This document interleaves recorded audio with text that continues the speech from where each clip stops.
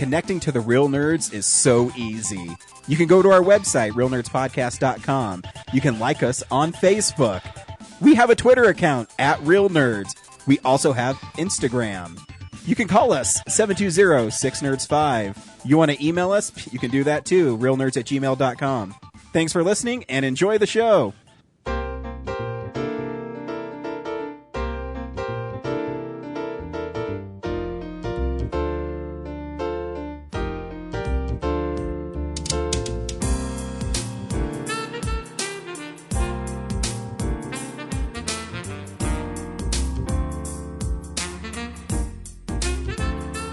Welcome to Real Nerds Podcast, unofficially the official podcast of Denver Comic Con 2017 and beyond. I am Ryan. I am with Brad and James, the original trio. Yeah, we're all here. Yeah, I think it was last time we just had just the three of us. I don't know. 3 or 4 weeks ago? Too many interlopers. It was not 3 or 4 weeks ago. Yeah, no, it wasn't. It's been a while. It's been a while. Yeah. But every week on Real Nerds Podcast, we go see a new movie and we podcast our experience to the world. Maybe. This week, I saw Blair Witch. I don't know what you guys saw. I don't care. I did not see Blair. Well, my opinion, that's fine. I know. Oh, so you did see it? I did see it. Okay, good. I saw a special screening of it. So that's right, you did. I'll just hold back all the Q&A stuff I learned. Being disrespectful. I did not go see Blair Witch, and I also am saying that up front, and that I'm not going to pull what I did with Don't Breathe, where I surprise you. Because I did that with Don't Breathe, because I was like, well, Fede Alvarez, and then I didn't love it, so... This time, I'll play no, I don't want to. So you did not do our mantra. You did not give a movie a chance. No. It's actually that I'm at peace with the fact that I am physically incapable of giving that movie a chance. Why? I think you was because scared. I don't like horror. No, because I've seen the original. Is there Witch. blood coming out from between his legs? Hey, apologize to my mother. I'll apologize to your mother for what you're going to say later. I've seen the original. It's not even that. It's just that these are the kind of movies that I tend to not like. Unless Ryan comes back and goes no, James, this one is fucking for you. And we'll see. I'm excited for the conversation. It is interesting because you know how I feel about found footage. Yeah, and how I feel even about the original Blair Witch. I'm not a fan of the original Blair Witch, but we do have a great interview that was dug out of the vault with the co-director, Dan Myrick, who's really fun to listen to. When we get to real news, we also have another kind of announcement from one of our frequent guests. Cool. That we'll give people a taste of. Exciting. Yep. It's not like they can't get it without our help, but I'm just going to help this individual. Okay. Every week we try to see movies at the Alamo Drafthouse. You know why? Because it's awesome. It is the best place to see movies in Denver. This is what's playing next week at the Alamo Drafthouse. Hello. Hi, I'm Kevin Smith. Hi, I'm Leonard Maltin. Hi, I'm Mark Hamill. Hi, I'm Elijah Wood. This is Seth Rogen. I'm Christopher Mintz-Plasse. I'm Martin Starr. Welcome to the Alamo Drafthouse. In a Lonely Place with James Ellroy is going to be playing. Oh, yeah. The Looper Dinner Party. Seen it. Yeah, you... I saw it with Ryan Johnson. You saw it with Ryan Johnson. Now he's big time. I know. It was announced he was going to be big time then, which was pretty fun. Tough Guy Cinema is Training Day. King Kong ain't got shit on him. I don't like that movie. Science Friction is Children of Men. I like that movie. Edward Is that Scissorhands. your favorite movie of 2006? No, it's my second favorite. Burn. Forgot. Edward Scissorhands is also playing. Because they're doing Septemberton, if you don't remember. Also, Mondo Cross Chiller. Is it Mondo X or Cross? I don't know. I'm not cool enough to know. I think it's Mondo X. I think it's Mondo X. Okay. It's Black Swan, which is an interesting film. Yep. PBS Kids at the Alamo is Peg and Cat Mystery Hour. Don't even know what that is. No idea. Go see it. Girly Night is Magic Mike XXL, where you can see Deathstroke the Terminator in all his dancing glory. I really like Magic Mike 1. I didn't see the second one. I guess I should. Mile High Sci-Fi versus Batman and Robin will be it. Okay, that's a bad You movie. can go there and chill out while you watch it. Ah! And Phantasm with live stream Q&A. Something tells me that's a misprint, and it's supposed to be Phantasm with live stream Q&A. I was just going to say, I was like, Ryan, are you sure you read that right? It's a horror movie about pants. Yeah. Have you guys ever seen Phantasm? Mm-mm. No, I haven't. It's all right. It's really popular for being kind of a surreal horror film. Yeah. The second one's better. The second one's pretty fun. Who is it by someone special? Is it like a It's by Don Leone? Cosarelli or something like that. I forget how. Coscarelli. Cosarelli. He did Bubba Hotep. Oh, okay, great. I like Bubba Hotep. But he's such an asshole that Bruce Campbell will never work with him ever again. Is that why Bubba She Vampire never happened? Yeah, and the only reason I know that is I read an interview with Bruce Campbell, and he talked about that sometimes you're friends before you make a movie, and you make a movie with a friend, and then you hate his guts. So like our working relationship. Exactly. Exactly like ours. 5 years of this shit, people. And that's what's playing at the Alamo Draft House. Awesome. Well, that's good. And I'm also going to introduce a new segment before we get to you, Brad. Whoa. How many segments are we going to do on this fucking show? However many I Sheesh. want. It's my show. Oh, my Didn't we get rid of a few? We have. Well, catching that's back true. up? Yeah. All right. Our buddy Henry from New York has called in the art house asshole. I love art house movies. You can call me Mr. Asshole. What's up, Real Nerds? It's Henry. Just giving you an update on Art House Asshole. This week's article was on White Girl, which was a Sundance movie from this year that will be coming to you soon-ish, maybe. It's currently showing in New York and LA. It follows a young girl who becomes a drug addict and starts dating a drug dealer and all the fun that happens there. I did not like it. I thought it was pretty atrocious, and honestly, it was kind of hilarious as to how misinformed the film was. But if you like that kind of stuff, definitely check it out. I don't know when it's going to be playing in Denver, but if it does come to Esquire, or honestly it would probably come to Sea Film Center, then I would check it out if you just want to laugh at how idiotic the film is. You can read the full article and my thoughts on it on realnerdspodcast.com. It's the latest episode. And yeah, hope you guys like whatever film you're seeing this week, because oh my god, White Girl was absolutely hilariously bad. Have you guys had a chance to read the article you wrote on this one? Because it's fantastic. It is. You did a good for job. White Girl. Yeah. It's really fun. I really enjoy watching him or reading his articles when he. And of course, you can log on to realnerdspodcast.com and you can click on the link for Art House Asshole and read all of Henry's journeys into the hoity-toity side of cinema. He's really blessed now because I've been talking to him, and basically where he is, there's a whole bunch of little theaters like that where he gets because to see, New York is known for being full of them and assholey. And he's at a film school, which probably means that area is. So got a lot of film. now he'll go see movies with people wearing berets and scarves. Oh, I get it. Man, what pricks! Oh, they sound terrible. So yeah, I just thought that I don't even know. That's your impression of a New York art critic. Mm-hmm. Yeah. Yes, quite. Yes, I thought Shallow and The pedantic. juxtaposition of the cinematography and a camera really made that palatable. Our favorite director is the guy who did the Neon Demon. What's that fucker's name? I'm not even gonna tell you. Nicholas something. Nicholas Winding Winding Refn. Yeah. You like Drive, though. Why are you making fun I of do him? like Drive. Yeah. That's it. When you see Neon Demon, I'm going to be it really comes out in a interested. couple weeks. We'll see. Yeah. Well, I'm going to buy it, and then I'll You'll let me lend it borrow to it. you. Uh-huh. I bought a ticket to the Draft House screening, Oh, and they that's gave me a right. free ticket. I got to so- go see it again. I do go to the Draft House. I do have a free ticket there. Yeah. Come watch Fuck work. It's probably a weekday and you'll be working, but whatever. Yeah. Well, I'm switching over to midnight to 10 in the morning, so Isn't that what you've been doing? Oh, so be sleeping. I've been doing 12 to 12. Oh. Yeah. Oh, okay. No, it's weird. Like I come home and I sleep for like 3 hours, and that's all I can do. It's yeah. weird sleeping through the day. I don't know if you guys have ever tried. Yes. Yeah. And it is. It is. Yeah. Anyways, we also go around town with Brad. Brad, tell me what's happening around town. Actually, fuck that. What happened at the best of? Hey. Yeah, we screened Thunderbolt 2 and people laughed. Did you win a prize? No. No awards. Which is a weird feeling because you're like, what did they like enough about it to include it in the 15? But at the end of the day, there's like 35 other teams that would love to be there, so Yep. we can only appreciate being there. And Yeah. Stranger Studios, they won the best of for the second year in a row. Well, third all time, but back to back. So what do they do that you don't? amazing work. They're that CG house, right?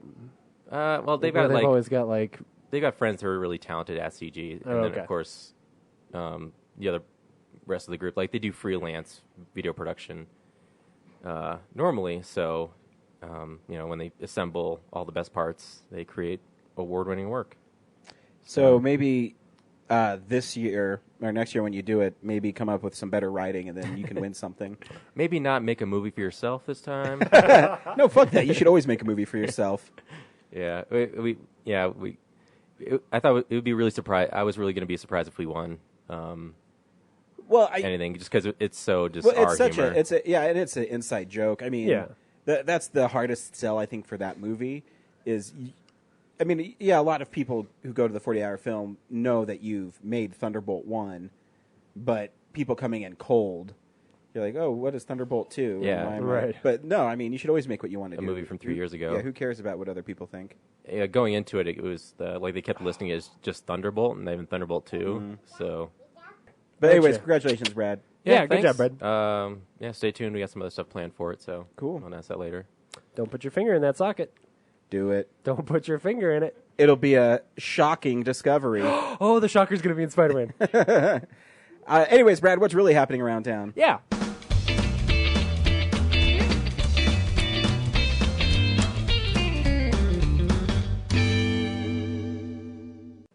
The drive-in is keeping the same lineup as last week, so it's Sully, Suicide Squad, and Sausage Party again. And the Esquire Pretty fun is lineup, though. Yeah, I think it might be the only way I'm going to see Sully.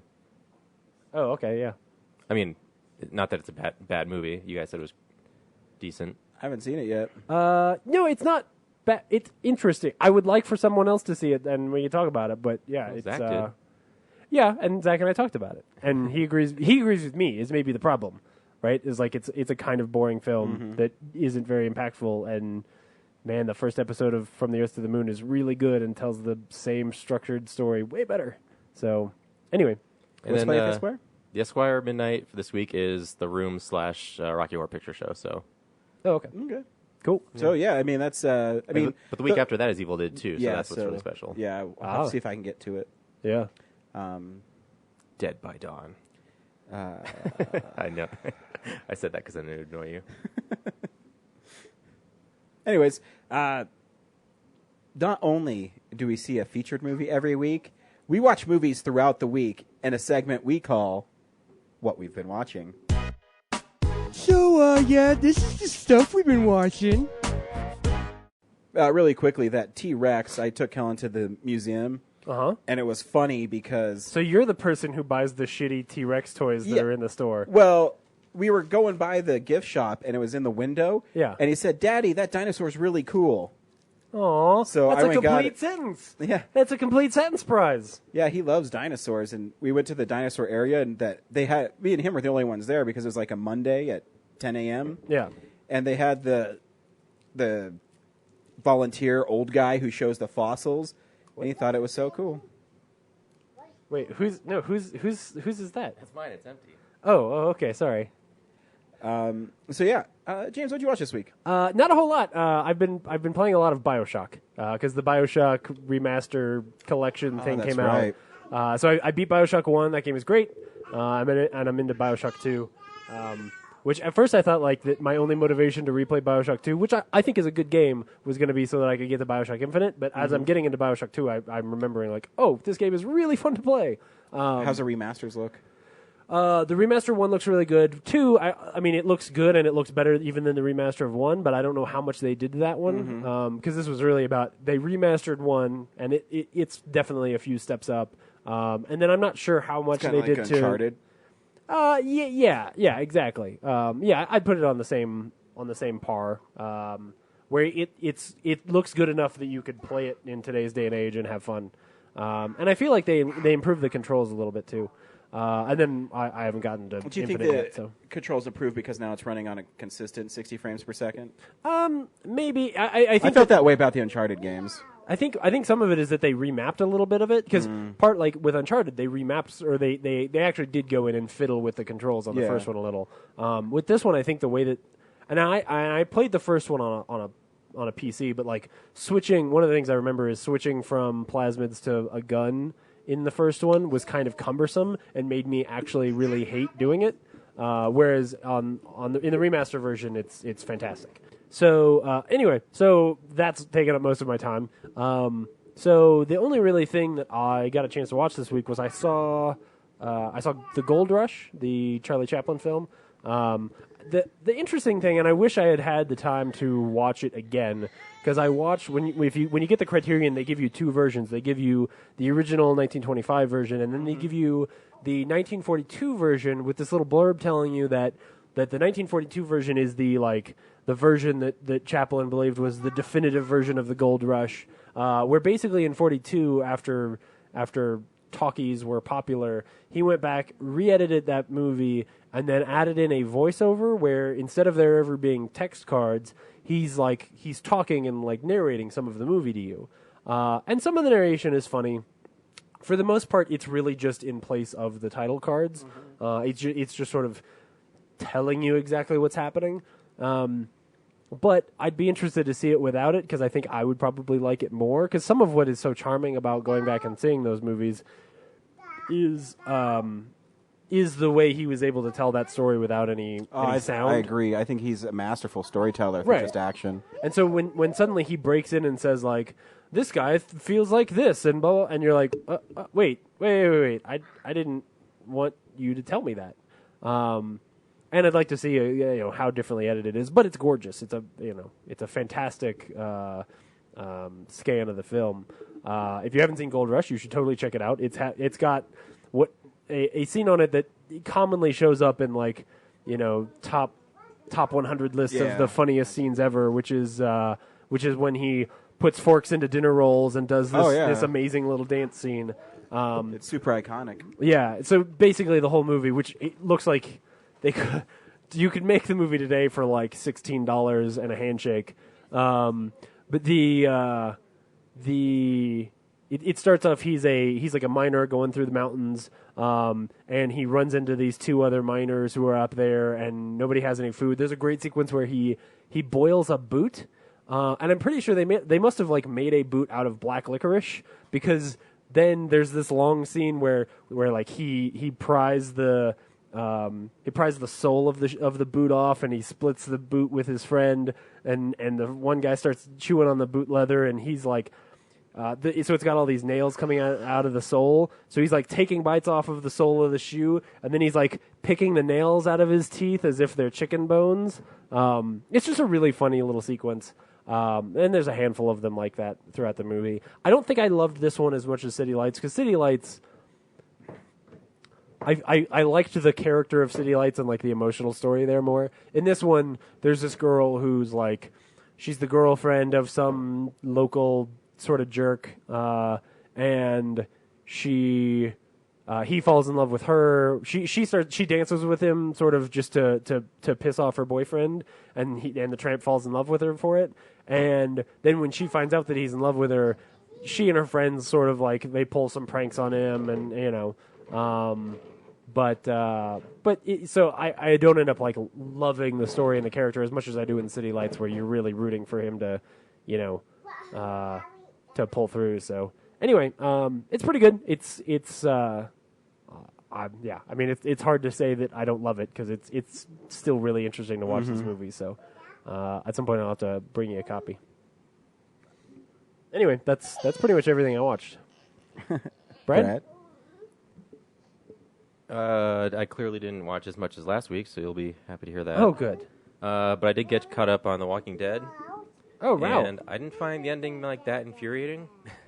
Was the ending supposed to be? I'm 2.5 seasons behind. What happened? It's that whole thing where it ends where Negan. You don't know who Negan kills. Yeah, they shoot it so that you can't tell. They did that? Yeah. That seems dumb. So they shot it in a way where. Did you watch on Netflix? Yeah. Is it the unedited version? I don't know. I didn't see the live version. Does he say fuck a lot? No. I think he says shit and stuff. Oh yeah, on the Blu-ray they take his lines from the comics. So Negan's saying stuff like "you fuckity fuck," which is stupid, but that's exactly when you stopped caring about the book, right? Yeah, I mean I still read the graphic novels, the collections, but yeah, that's but funny. it's still pretty fun in the on the Blu-ray. But it's not that big a deal. It's like Star Trek season 3 when Riker's about to blow up Locutus and it just ends. Yeah. Like, I mean, Yeah, I that's guess fine. so. Yeah. You shouldn't have to. We just haven't had, like, cliffhangers don't happen as much as they used to, but part of that is, like, shows aren't actually as, like, popular and guaranteed to get renewed as that one is. Yeah, So, and two, I mean, I think as producers and showrunners, I mean, obviously you do it on purpose because you want people talking about the show until it comes back. yeah. So, in a way, it's cheap. And I think why the people got mad is because earlier in the season they had a Glenn fake-out death, which I actually thought was really shocking in that moment. I was like, oh, man, they're going to kill Glenn, and they do it in a way that's, pretty horrific. So I was like, that's cool because, I won't. So anyway, so doing Glenn that way was, I thought, really shocking. And then they kind of did a bait and switch. We're like, oh, he made it. And so I think that's why a lot of people kind of got upset. But Yeah. But yeah, no. But Jeffrey Dean Morgan's great as Negan. Oh, yeah. That whole scene, like, it feels like they're dragging it out just to, like, intentionally build suspense for that moment. But I think it was perfectly fine. Yeah, I think so too. Do you think it's better? Do you think the edited version is better because it doesn't have the fucks in it? I think they both work. Sure. I can't imagine it being, like, worse. Like, I I'm mean, not someone who well, gets bothered by language. So yeah, I don't either. Well, it's different when, like, because Negan's language in the book is so profuse that it's like hard to listen to because he's not actually saying anything. And honestly, that's always my problem with Kirkman's writing, whether it's Negan or not. Yeah. Is I think his writing is really coarse. Yeah. And I know that sounds stupid for coming from someone like me, but it's just like when I say Friday the 13th Part 5 is really gratuitous. Yeah. That sounds stupid to say, but when you watch it in the context of the film, it's gratuitous. Yeah. Same thing with I think Kirkman's writing. I think his ideas are great. I think the characterizations of his main characters is really well done. Yeah. But when it comes to executing Negan, I think it's just lame. Yeah. And he's an interesting character. And I don't think he's as cool as everyone else thinks he is. And maybe that's because it's when I stopped reading the book. Yeah. Because like I got through issue 100 and all that stuff, and I was like, oh, okay. And then I completely lost momentum with it. So interesting. Yeah. Cool. And the other thing I watched is Hard Target 2. They made a What? sequel to Hard Target. Wait, so the Jean-Claude Van Damme movie from like 93, 94? Does it have 94, yeah. JCVD in it? Maybe 3. It does not have Jean-Claude Van Damme in it. So it doesn't have... It doesn't have any of the original people in it. Better- or the original director. Better or worse than Kickboxer Vengeance?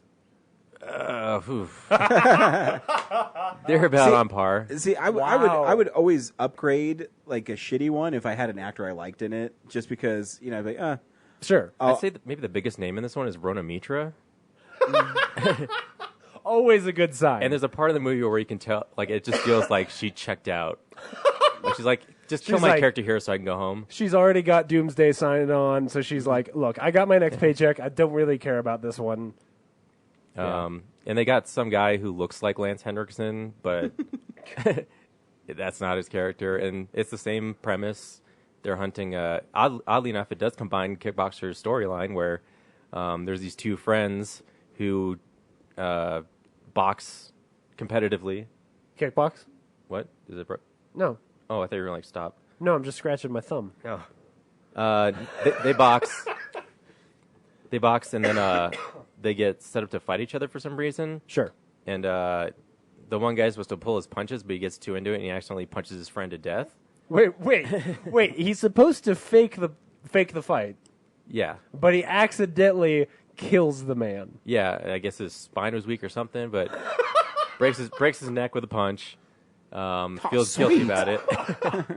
Oh, wow. Goes on a sabbatical. Is it like a slow motion shot where he accidentally hits the neck instead of the chin, and so like you see that fist go into his neck or something? No, Oh. sorry, James. That'd be cool. It's just a typical punch to the jaw, and then he goes down, and you think he's just, like, knocked out, but he's actually dead. But he's dead. Yeah. Wow. And the guy's celebrating. Yeah. Anyway, yeah, so it's the same premise. That guy gets to make some money, or they pay him with rubies or something. He has to run. I think it's what's it called? Burma? Yeah, Burma. So he's running through country? the Burma countryside. Okay. I thought he to had get to the run the border. country of Yeah. Burma. Has to get to the border before the graphic designer who hired these guys who hunt people to kill him, and then he runs into some like natives, and they try to rob him, but then they team up and Wait. A graphic designer hired him to hunt people? a computer designer or a video game designer. Like I can design you guys some sweet outfits. It's like, I make T-shirts in my day job, but I need some people dead. No, he was secretly doing research, so eventually he gets the kill team finds out that he's been videotaping the whole expedition, and then they get upset and kill him. Okay. But the last scene kind of sums up the quality of the movie. They get to the border, right? Sure. And then after they've been chasing this guy and shooting at him through the countryside, he gets to the bridge, and then they kind of throw down their weapons and decide to just fight him hand to hand. Right. And Because it's one of those movies. Yeah. And then obviously he takes our Jean-Claude Van Damme type guy, takes out all those guys, and then there's like the villain's right-hand man he has to fight, and that fight's even weaker. And then finally that guy gets taken out, and then the main guy who leads the kill team again has him dead to rights with a pistol and decides to like toss it aside because I think the Burmese army is approaching the bridge. Okay. And they're just going to kill him right then and there. But then the natives that the Van Damme character helped buy off the army with the rubies.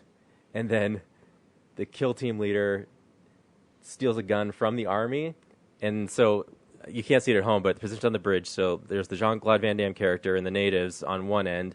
And then the villain gets, through choreography, gets wedged in between them and the army. Okay. And the army shoots through that villain with our heroes on the other side of him. Sure. And yet... Does our hero die? No, that guy gets sprayed with bullets, but our hero just kind of ducks a little bit. Sure. But all the bullets went into the bad guy. Yeah. That's why. The bad guy... So actually what happens is at the end of this movie, It's not the bad easy guy... to duck bullets, The guys. bad guy basically saves the hero's life by absorbing all of the There fire were no of the stray Burmese army. shots. There were no through shots. Okay. Yeah. Weird. Yeah. Most of what you said about like gemstones and shit like that, impenetrable. No idea what you're talking about. But okay. So, but it's not good. And then, it's not. It's definitely. I'm glad I watched it on Netflix. Yeah. So what relation does it have to the original? I think it's just. It's just called Hard Target? It's two, but it's the same premise with new characters in a different location. Was the first Hard Target in Burma? No, it was in like New Orleans, Louisiana. Yeah, New Orleans. Weird. Yeah. Okay. And then I keep forgetting. I've been watching because Netflix also has reruns of Bob Ross, The Joy of Painting. Yeah, it does. Yeah. And No, it's I've like watched some the of it. It's best background thing to watch. Although he does paint a lot of snow great. paintings It's the towards best the end, just thing to watch. and I'm surprised. He has like 30 seasons, but Yeah. there's only 20 of them on Netflix. Only how many episodes are in each season? I'd imagine back in the day, 20, So 22 per year. There's only 400 episodes on Netflix. Yeah. No, there's 12 out of 400. There's Oh, only it's 20 12, episodes. 20, yeah. Okay. So far, I guess. I don't know if they're gonna add more, but Yeah. but yeah, it's the best. Yeah, it's great. And I always loved it because he'd I shouldn't tell the story. My friends and I would go over to my folks' house after school in high school to play card games and stuff and hang out. And sometimes we would just get home or get to my folks' house and we would watch Bob Ross for like an hour and a half. No. And we would get super pissed off because he'd paint something beautiful and he'd have this river and then he'd And then just stuff suddenly a tree in the foreground. No, yeah, he'd suddenly start painting this black splotch, and you'd be like, "What the fuck are you doing, Bob Ross?" And then he'd turn that new rock into the most beautiful rock you'd ever seen, and the river would be better for it, even though you remember that there's a beautiful river behind it. Brad, you remember our painting teacher in high school, Mr. McGinnis, hated Bob Ross. What? I Who forgot hates that, Bob but yeah. Ross? Our painting Our teacher painting in high teacher, I guess, school. yeah. What soulless Nazi doesn't like Bob Ross? Yep. Ugh, I don't know if you do Anyway. watch 20 of them straight. It's a bit repetitive because he says obviously happy little trees a lot and Yes. beat the devil out of it. But the best part was this one episode where Beat the devil out of it. that one huge brush that he smacks against the easel and Yeah. it sprays all over the cameraman. Yeah. It's great. Oh, and it is nice when he shows like the animal clips of the animals that he rescues, like the squirrels and the birds. Yes. Like that's adorable. Uh-huh. Like Pocket Squirrel. Because he's a wonderful person. Yeah. Yeah. But the funniest part was this one episode where he's kind of talking about how he has to rush this one painting because his producer will get pissed at him, and he's like, he's almost calling her out on air. Like, like what they discuss behind the scenes. Yeah, it's like the way he says it in the camera. It's just like you can tell there's just I wish Yeah, if she could just fall into a well, Yeah, I could paint and be happy. this sweet man. There's just like this. I wish a happy little tree would fall in front of her car. For his director. Yeah. And then I can't say too much, but because of a special project we're working on coming up, I rewatched Escape from New York. Well, actually, Awesome. I watched Escape from New York for the first time, but rewatched Escape from L.A. And Wait, you'd never seen Escape from New York? no. You live a life where you watched The Unfortunate Escape from L.A. first? Well, they're basically the same movie, so Yeah, it's like but- I watched them 3 times.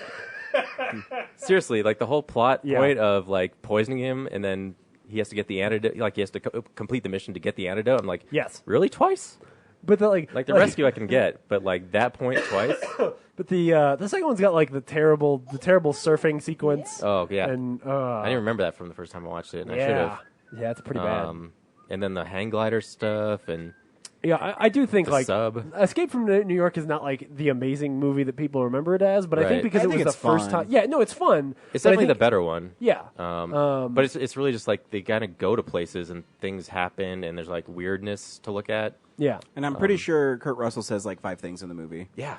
Right. I expect him to have like great, Indiana Jones type Right, because one-liners and stuff. People talk about Snake Plissken like he's this amazing character, and then you watch the movie and you're like, well, He's just he's grunting kind of and like pissy a and- Terminator. Yep. Like, yeah. yeah, it's funny. So, but yeah, L.A. like really, L.A. would be fine if it wasn't for the just horrible effects. Yeah. Well, and for being exactly the same movie. And right? the Like, same plot, As yeah. a sequel, it's like It barely furthers the mythos. the Taken films, where you're kind of like, okay, all right, really? We did this. How about the government calls him and is like, hey, we need your help with a thing. How about that instead of people get taken?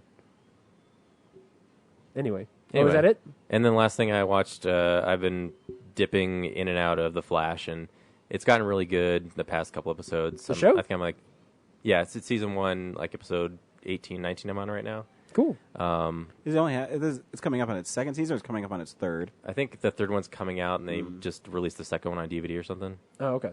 But I think the mystery they've been building up, which isn't much of a mystery because Kevin Smith did a whole episode about it. But it was cool when Mark Hamill was on there as the trickster because he played him, I think, on the old Flash show. And he reprises his role. And there's a cool moment where the episode revolves around there's another trickster who's like a copycat. And so the Flash and the police have to use Mark Hamill's trickster to track him down. And then it turns out Like Blacklist style. yes. So they use Mark Hamill to try and track down the imposter when the whole time the imposter was Mark Hamill's plan. And then he's there's a tricksy. moment where he reveals that the new trickster is his son by saying, I am your father. Oh. And there's like man. Imperial March music behind it. No. It's cute. That's silly. I mean, good for them. Yeah, it suffers from being like a network television show where they have to cut like every, 5 minutes to a commercial and Yeah. have to put like the latest pop song in it. But No. I think the mystery they've been building is pretty compelling. So, whereas early on I was like, ugh. It's Villain of the week. It's getting pretty good for a CW show, Yes. is what you're saying. Okay. I am slightly invested with it. I think iZombie's good. It's a CW show. Oh, yeah, I keep meaning to check that out. And Brandon Routh was he's out, Captain or the Atom, and so his episode was really fun because they introduced him by like it's a bird, it's a plane, and then he crashes into the ground because he hasn't figured out his suit fully yet. Sure. Yeah. Okay. So, but then they have to stop a swarm of bees, Okay. techno bees. Bees? Oh, okay. Yeah, all right. cyber all right. bees. It took me a second for you to register that you just said they had to stop some bees. The episode's called like All Star Team Up, and they team up to stop bees. Fuck. Come on. Yeah, Yeah. that's it for me. This week I saw a few things. I obviously got Civil War, and watching it again, that movie is so tight. And watching that again, and then just recently watching Batman Superman, which you can listen to our commentary with Zach Howard on realnerdspodcast.com. Yep. The arc of Civil War is so great. Yeah. And the movie is 2 hours and like 39 minutes long, but it goes by so fast. And because they're so smart with introducing all the characters and and just rewatching it again, how much fun the airport scene is, Yeah. and then how devastating the scene with Cap, Bucky, and Iron Man is. Yeah. Because people often accuse Marvel movies of the villain not being that strong, but I think Zemo in that is a great villain. Yeah. Well, and the thing that the reason why that doesn't matter is because the villain is rarely actually some dude. The villain is actually, I agree. our own internal struggles. And I think shit. it's a clever take on Baron Zemo, where it's he's just a dude, Right. And his whole plan, He's got a normal voice. is he just hates these guys. Yeah. He just hates them. Yeah. Did you listen to the director's commentary yet? I haven't yet. Yeah, it's awesome. Is it? Yeah. Oh man. I watched the makings of. I watched the deleted scenes.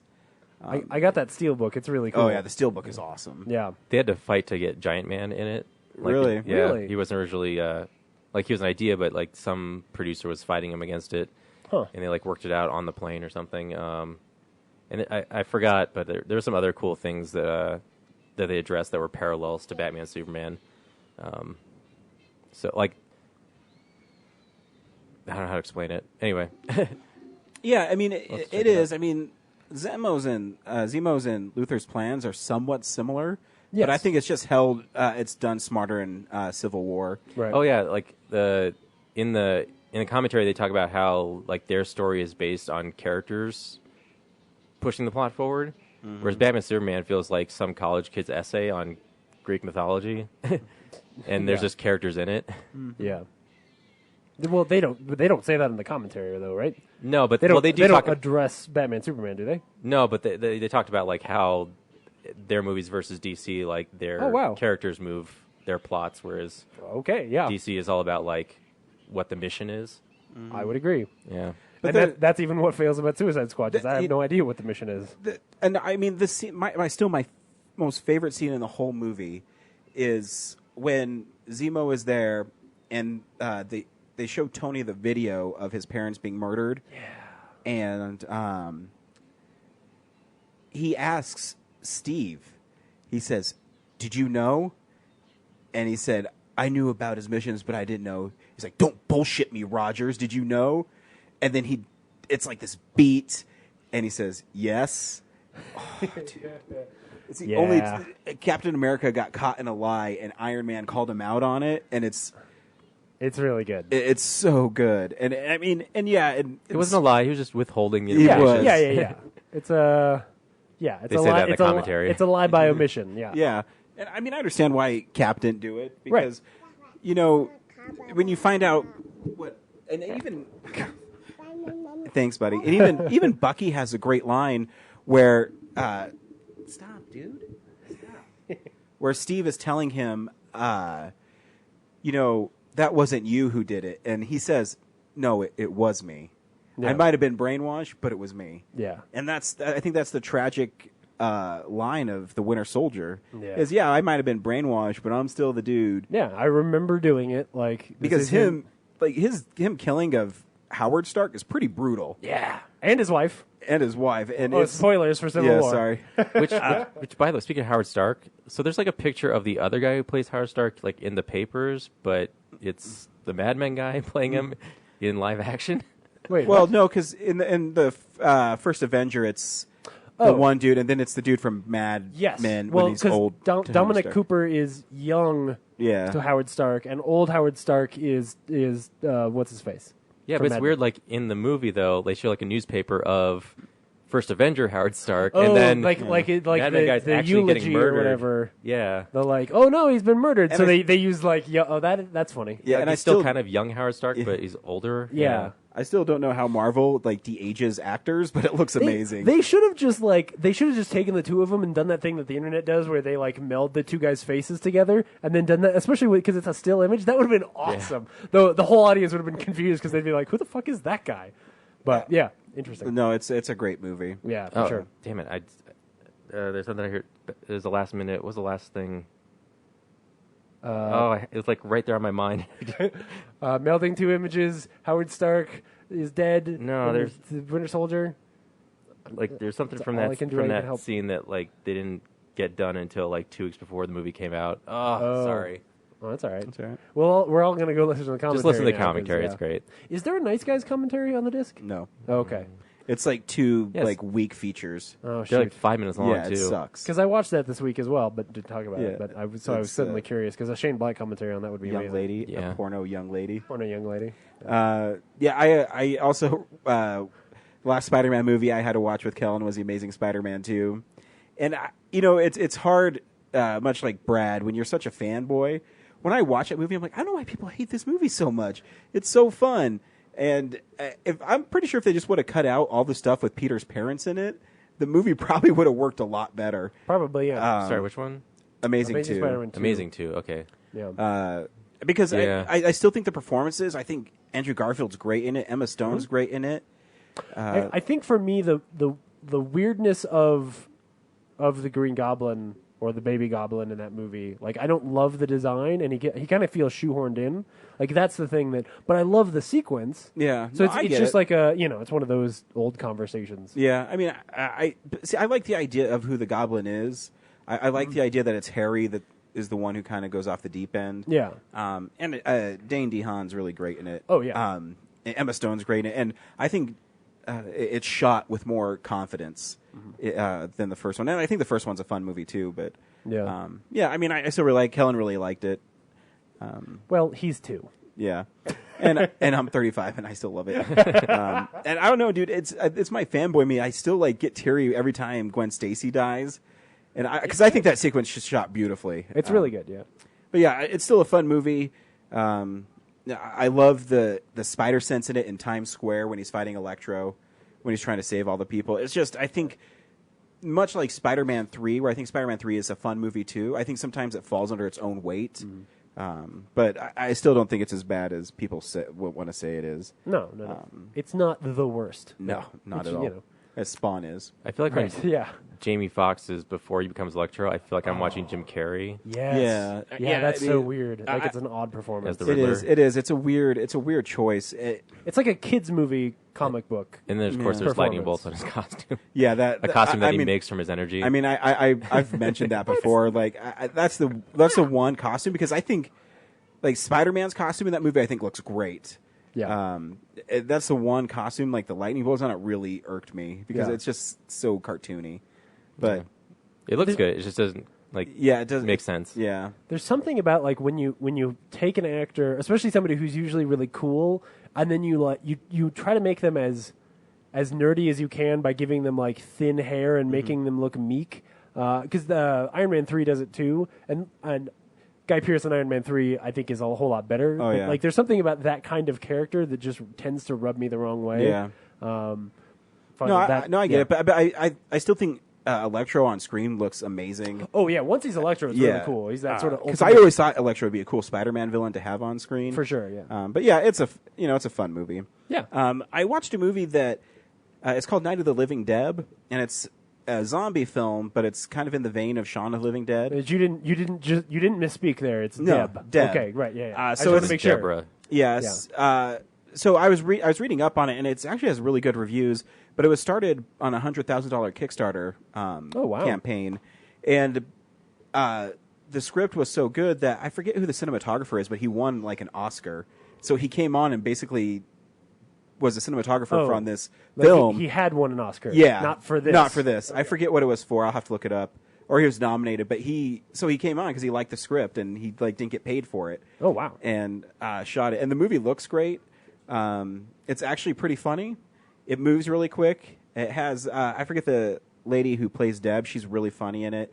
So basic story is she has a one night stand with this guy, and they wake up and there's a zombie apocalypse going on, and it's just so the guy she has a one night stand with, she thinks is like this super hot, like cool guy, and he turns out he's like this hipster douchebag, and she keeps it's a really funny. There's a part where there's this zombie coming after him, and she's like, "Oh, don't worry, they're all like slow moving, like they have cerebral palsy." And the douchebag guy says, "Hey, that's so and so down the street. He does have cerebral palsy." And then all these other zombies like run past him to come here. It's pretty funny. It's stupid stuff like that. But the leads in it are really good. It's kind of just a clever banter movie. It's there's not too much zombie stuff in it. So yeah, it's the whole premise is her walk of shame is dealing with the zombie apocalypse, and it's a fun movie. Cool. Yeah, and the last thing I watched is I dug into Ryan's vault and I pulled out Batman Under the Red Hood, which is I think maybe one of DC Animated's strongest animated films. I think John DiMaggio as the Joker's really good. He plays him differently. Yeah, he's more like a gruff gangster. Yeah. But I think the story's really interesting. I think it plays really well. Jason Isaacs as Ra's al Ghul is really good. I just think it's a really well done animated film, and and the ending I think is just brilliant. Where spoilers for a comic that's 10 years old and an animated film, I don't know, it's like 4 or 5 years old probably. No, I think it's probably 8 or 9 now. Is it really? Yeah. Anyways, Jason Todd is the Red Hood, and he has this great scene with the Joker where he puts a gun to the Joker's head and he says, "You stop me or I'm going to kill him because you don't kill." And Batman's basically telling him that I'm just going to leave. I'm going to go away. And then Jason Todd goes to shoot Batman. He throws his Batarang in it, and then the Joker's just laughing because of what they did. And it's a really bummer of an ending, but I think tonally it fits the film really well. Yeah. And I mean, on Blu-ray it looks great. And it revolves around the idea that like Jason Todd's upset that this guy killed him, and the Batman wasn't upset enough to return. The favor. I forget what Batman says and why he doesn't, but it's tonally I think it's a really cool film. It's really well done, and the Blu-ray has tons of features on it. It has like 4 hours of special features, which is 3 is the animated series. It has Mad Love, The Laughing Fish, and the Robin origin story. It has a Blu-ray documentary about Robin. It has a Jonah Hex like short cartoon. It's really well done, and so if it's probably my favorite Batman animated movie. Is it true they're doing Hush and Death of the Family? I heard, yeah, or Death in the Family. That's what they want to do. Mark Hamill said something about it. I should say DC animated universe movies because I think Mask of the Phantasm is the best Batman animated movie, but.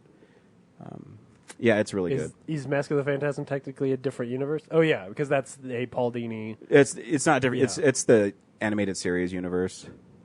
Right. Yeah. Right. Yeah. It's really great. I forget that the Red Hood isn't actually in that because I just want all of the animated ones to just shove into that universe. Like even when I watch like Assault on Arkham, I'm like, oh, it's all these same characters. Like I don't really think of them as being different. Yeah. Because they're coherent enough that it's not drastically different. Cool. That's what I watched this week. Awesome. Hey, we also talk about movie news. This is a thing we call real news. So first thing in real news, just really fast, Jeffrey Reddick, who is the writer and creator of Final Destination, has a new movie coming out called Dead Awake that he mentioned in one of our interviews years ago. And here's a trailer for Dead Awake.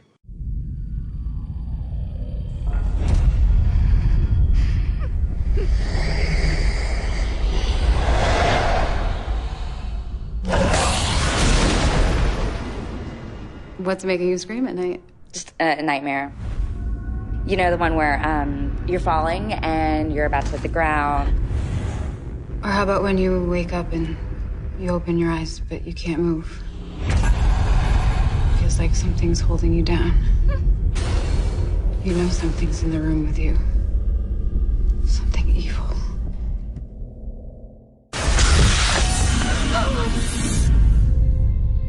What you are describing is sleep paralysis.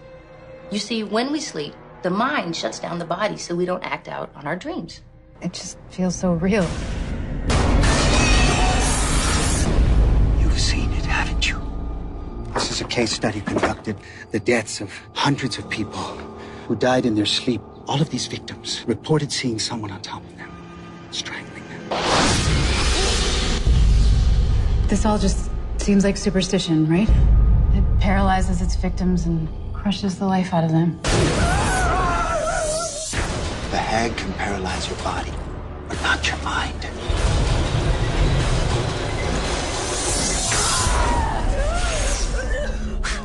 Oh, God.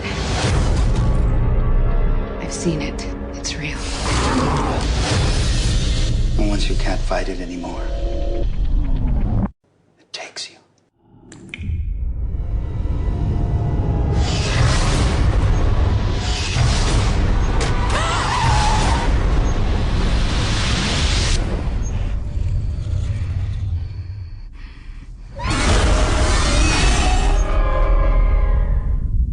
That easy? You just stop believing in it? How do you stop believing in something you know is real?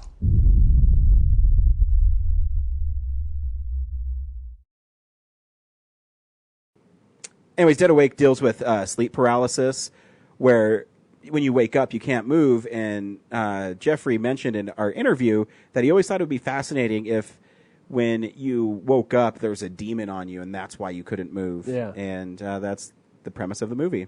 The first episode of This American Life I ever listened to was about the fear of sleep, and they did a long section on this exact phenomenon where these people wake up and they have like night terrors where they see either someone in the room or they see someone like sitting on their chest, and they tend to not be able to breathe or move.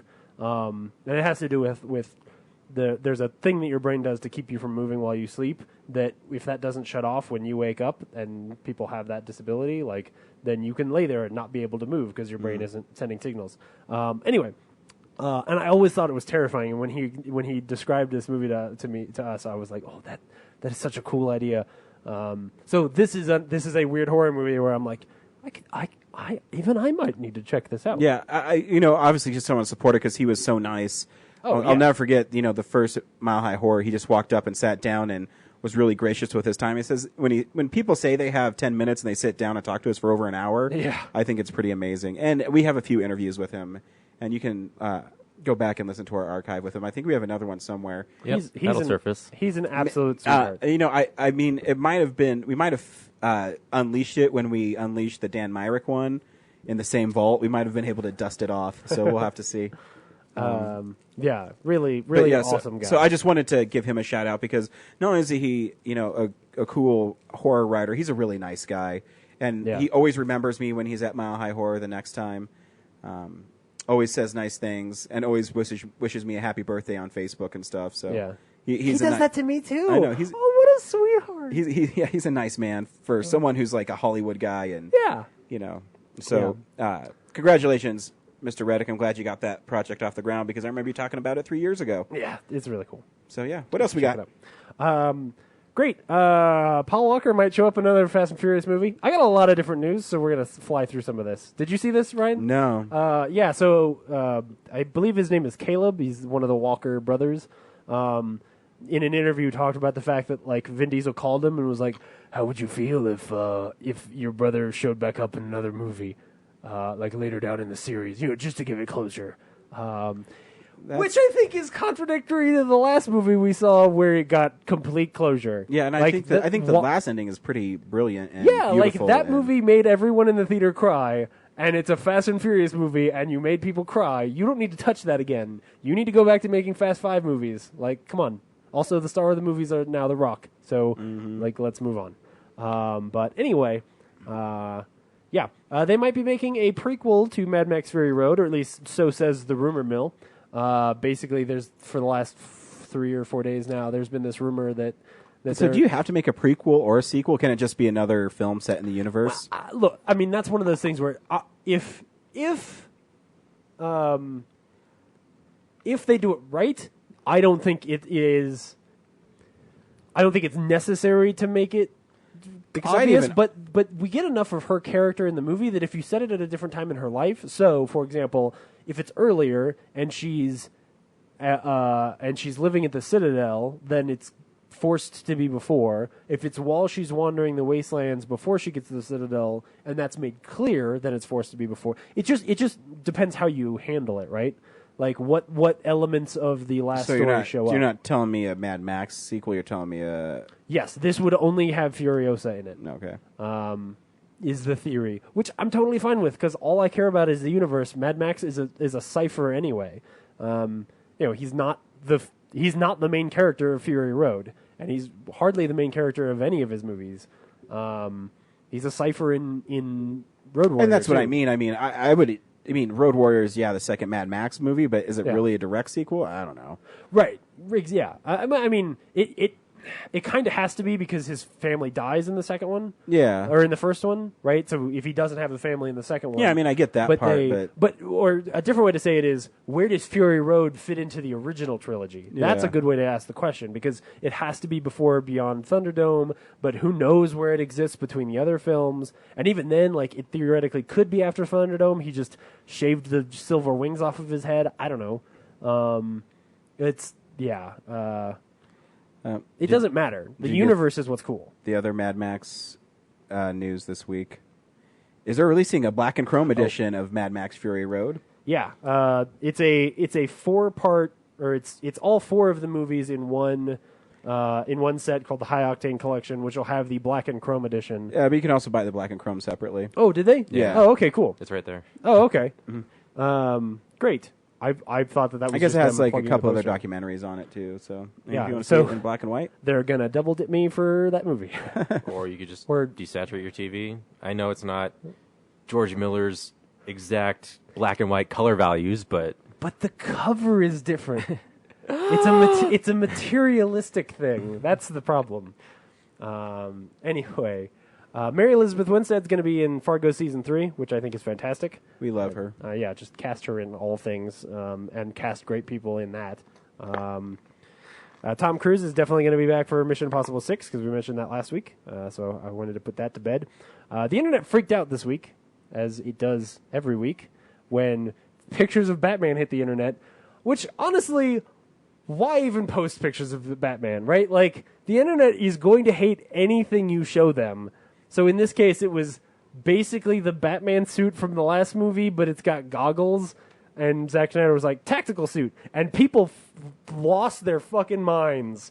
Like, they thought it was the worst thing they'd ever seen. Well, you're more of a Batman guy. Why do people care so much about how Batman looks? They care that anything superhero related, if it doesn't match what they saw in the comics, then it's like, oh. It's insane. But it seems people are more forgiving, because I'd say in The Amazing Spider-Man, like, his costume was way outlandish compared. Yeah. I mean, I think it looks cool, but I mean, it had yellow eyes, it had sneakers for feet. Yeah. And Wait, it seems like people Amazing get Spider-Man. mad in Amazing Spider-Man. The movie. Yeah. I thought the second one was like closer to the comics. No, the second one is. I'm talking about the first one. Yeah. So the first one, in he had, both like, of them, they are the basketball they're one? non-traditional suits. The basketball one? Amazing Spider-Man. Yeah. Amazing Spider-Man, The basketball texture suit. Yes. Yeah, that suit, it's got like swirly things in the arms where the red and blue swirl together. His feet are shoes. It's not drastically different, but it is different enough from a very iconic To me, suit. that's more different than Batman wearing goggles. Totally agree. Which he totally uses in The Dark Knight.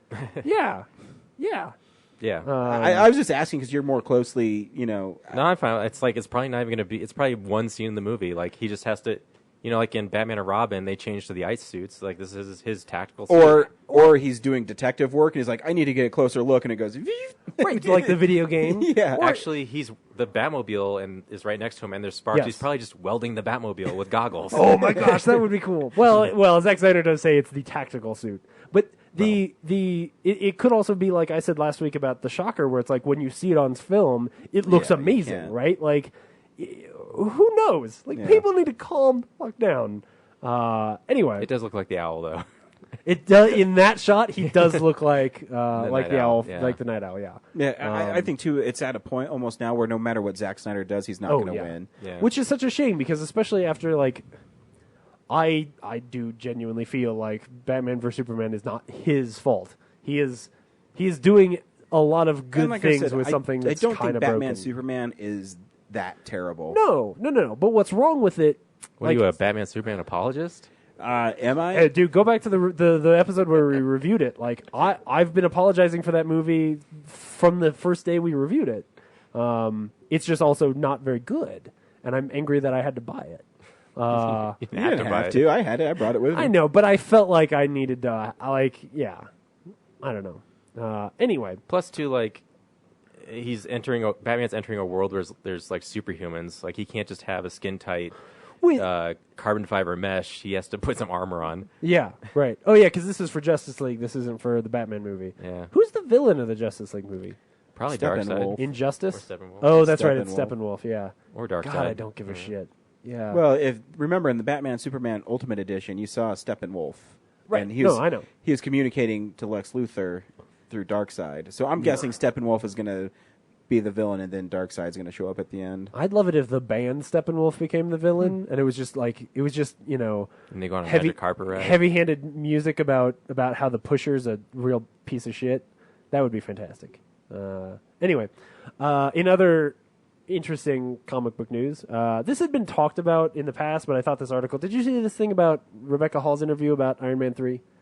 Yeah. Yeah, I think it's interesting and makes me understand some of the little things that Shane Black has said about his experience working with Marvel, and why Kevin Feige did some of the stuff that he did to make sure that he is now completely in charge. Because basically, Rebecca Hall's character was originally the main bad guy of Iron Man 3, which now that I look at now hearing that and like rebuilding that movie in my head, I'm like, oh, dude, like that's a great script. Like, I'd love to go find Shane Black's original script where a woman that Tony Stark has a one-night stand with and doesn't actually respect how smart she is ends up like building this whole thing and trying to kill him in a very Zemo-esque kind of way. Like, that sounds like a great Shane Black script. And then now I realize, like, oh, great, yeah, so the Guy Pearce character is kind of shoehorned in there. Going back to the weird Amazing Spider-Man 2 style villain from before. Because the studio literally stepped in and said, like, we can't sell toys. We can't sell toys. Which...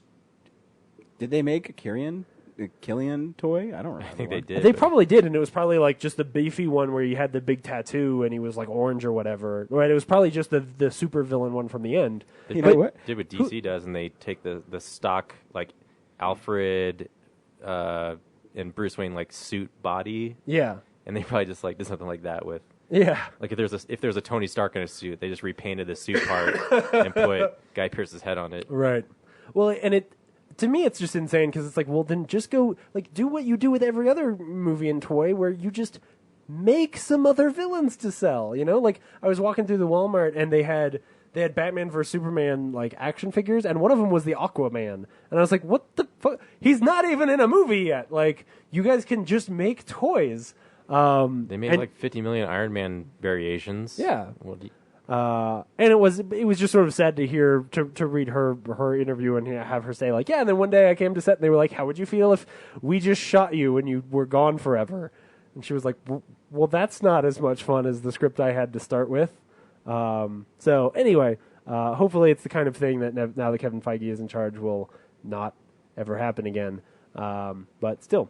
Iron Man 3 is still a fun movie. Oh no, it's a great movie. It was just an interesting little piece of news. I'm shocked to read how much people don't like it. Like, I thought it was beloved when it came out. Yeah, no, that movie is great. I mean, that movie is super solid, and in my opinion, my favorite Iron Man movie. Like, that's the most fun character-driven Iron Man movie. It's just that, like, the villain isn't even weak. The villain is amazing. Like, having the Mandarin, especially when I saw it, where like the Mandarin ends up not really being real. And then what you do is you go pull from the original comics where the Mandarin gets his powers from a dragon, and you create this Guy Pearce guy who can breathe fire and has a giant dragon tattoo, and basically he is the mastermind of this whole thing. Like, it's a really great villain. I only say that, like, reading this little bit, I'm like, oh, there was probably a really, like, slightly better script with her as the real villain. But who knows what the last action scene was? Because the last action scene of Iron Man 3 is fucking amazing. I can't seem to find... the only one I found was a Mandarin. Oh, yeah? Action figure. So if they never even... Ben Kingsley, or... Yeah. Oh. If they never even made a Killian doll, then that's really dumb. So, good night, buddy. Yeah, so...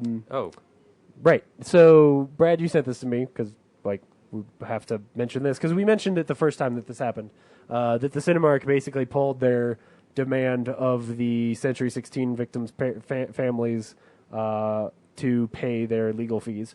And basically we're just like, yeah, like, don't worry about it, it's a wash, like, whatever. As long as you don't pursue, what is it, what was it called, where you have to, like, reverse a you pursue to reverse a judgment? What?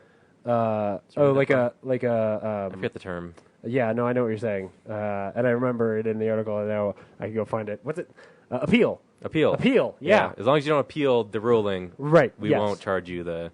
Yeah. Because there's still two people holding out. Which, I mean, it's still, like... Again, look, it's a terrible thing that happened. It's also not necessarily the Cinemark's fault, as far as I know. But at the same time, like, yeah, it's a shitty thing to do. It's one of those things where I think I can see, like, from the lawyer's point of view, you would play this card because if you don't play the card, you don't have any power left. And then you're just allowed to get beat up all day. And so even though you're playing a shitty card, you're doing it because it's the only card you have to play. If you have to go through appeals, then you're racking up more... Yeah, legal right. fees. Like, Cinemark is trying to protect themselves from something bad that happened to them too, right? Like, they don't win in this. They didn't do anything malicious, as a corporation. This feels malicious, but again, it's them trying to protect themselves. So it's like there's just an ethical dilemma there of whether or not it's the right thing to do. And I don't necessarily want to say one way or the other. Anyway, in happier news. Peter Berg wants to make the Rundown 2. Nice. That's all I really want to talk about. I'll be on with board Jonah Hill. Yeah, he'd really like to do it with Jonah Hill. He said if Jonah Hill would do the movie, he would do it tomorrow. It's a question of scheduling. He also said he said, like, I want to do it with Kevin Hart, but if I could get Jonah Hill, I'd do it tomorrow. So it was like, I mean, I could do it with Kevin Hart, but, like, fuck him. I'd rather have Jonah Hill. Which Jonah Hill and The Rock in the Rundown 2 would be pretty amazing. Yeah. And I honestly, it excites me because it means that, like, it would have to be a different story. Which, you're not just like getting the gang back together. Like, yeah, go write another Rundown because the Rundown is a fantastic movie. Does he want to replace Sean William Scott? Well, I think it would be no. I don't think it's the same character. Yeah, like now The Rock has to go get Jonah Hill, right? Because Sean William Scott is just the son of some dude in the first movie. So in this one, it would be like, oh, The Rock's got to go get Jonah Hill, who's in Burma across a bridge from an army or whatever, and The Rock's got to run in front of him and catch all the bullets with his hands, like Neo. He can do it. Yeah, he could totally do it. He's got enough meat on him. That's not real. Well, okay, this poster's not real. That's fan art. The poster is fan art, but the news that Fox wants to make a Stan Lee movie is real. It's just not Bryan Cranston because it's the poster that everybody uses on this article, even though it's not really him. Fox apparently wants to make a movie that is a fictionalized version of Stan Lee's life that makes his life into an action-adventure film, which I think is fantastic. Titled Excelsior. Oh, shit, yeah. Well, I think you'd have to call it like Stan Lee : Excelsior, but still. Because most people are dumb and they're not going to know. Yeah, true. You could make a franchise out of it by saying Excelsior : Stan Lee. That we could add different people. Oh, dude, yeah. Well, who else? Excelsior Bob Gale sounds a little bit, It'd be all comics legends, incorrect. fictionalized, Right. like Bob Kane and yeah, man. Yeah. No. I don't think. Excelsior. I don't think you Stanley. could call it Excelsior. Star Trek Excelsior. Yeah. Anyway, I think that's it. Cool. Unless there's something that you guys think I forgot. You know what? This is what's coming out on Blu-ray. Nope. This is an expensive week. This is not coming out. No, it's not. Wait, what? Why? I got an email saying it's November. So Yeah. Oh, really? Did they get it moved? Yeah, some reason I don't know why it showed that show up there. Okay. It probably says go back. I already closed it. This makes for great internet. Beauty and the Beast is getting a 25th anniversary Blu-ray this week. Yeah, it doesn't. Where is it? Currently unavailable is not the same as doesn't come out on Tuesday. Anyway, Beauty and the Beast is getting a 25th anniversary edition. Hey, Ryan, is this any different than my Diamond edition? It has a couple other things on it. I'm not sure what it is. This is the signature Walt Disney Collection edition. Yeah. So it's going to have like maybe some clips of Walt Disney going Beauty and the Beast. Well, he's been dead for 30 years No, after I know. Beauty and the Beast came out. So I'm just saying. So I don't think he's going to say anything about it. That's what they did with the other one, though, right? I don't know. Yeah. The Labyrinth is getting a Blu-ray release this week, and a 4K release. 30th anniversary. Yeah. Yep. With a crazy box set with a bunch of stairs and a piece of glass or something. I don't know. The Ninja Turtles, Out of the Shadows. They have a lot of different editions. I'm just like on Blu-ray as you're going through this.com. Yeah. So there's a Target one that's like a turtle shell. Oh, really? There's a Lunchbox one that has both movies in it. That then the Lunchbox is like the Lunchbox is like is is an the actual turtle lunchbox? van.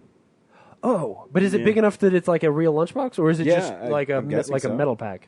I thought it has both in it. Yeah, it has Yeah. both movies in it. Oh, cool. Best Buy has a steel book with the turtles punching through the steel. Did this movie do well in theaters? I can't remember. Did No. all right. Why are they They only got spending to, this like, much money? 89. Yeah. Yeah. 'Cause And then it's there's a not great. Walmart exclusive that comes with a bunch of mini action figures. I don't know, it's just interesting. It's because it's Ninja Turtles and marketing's a big part of it. If you like the first one, you should see this movie because it's better than like I expected. I think it's fun. Yeah, like No, dude, the Lunchbox is enjoyed badass. that. Is it really? Yeah, check it out. If I was getting those, I would get the Lunchbox one. But Oh, that's pretty cool. Yeah, yeah. It's the trash thing. It's the trash truck. The trash truck. Yeah, so it's not really shaped like the old ones, and then it comes with bandanas, and they're reversible, so you can be any of the four, but they only have to spend money on two. Yeah, my wife's mom got my little boy Turtles shoes for his birthday. Yeah. And the Velcros you can flip to whatever turtles you want. And when he walks in them, like it lights up, but it lights up like a turtle shell. Oh, so it's what? not just like little, Yeah. dots. It goes up the whole shoe. It's pretty sweet. I'm like, That's cool. I'm like, I want those shoes. Man, seriously. They're like neon green and shit. Yeah. Neighbors 2 is coming out on Blu-ray. So I'll finally get a chance to see that because I missed it. Free State of Jones is coming out. So if you really like History Channel movies, you should see that one because it's a really, really, really good History Channel movie. Is it like bloody though? There's man, I can't remember how bloody it is. I mean, there's some violence in it. Fuck it. I don't think there's a lot of like gore. Well, no. It is pretty bloody because at the beginning he's running through like a Civil War like hospital in the South, and so there's like people doing whatever you call it when you cut off limbs and stuff like that. Amputations, yeah. So that part's pretty gory, but it's not like people are getting shot from across fields and like they're it's not It's Saving going Private to be Ryan. a free state. Yeah, he does say that. of Jones, in fact.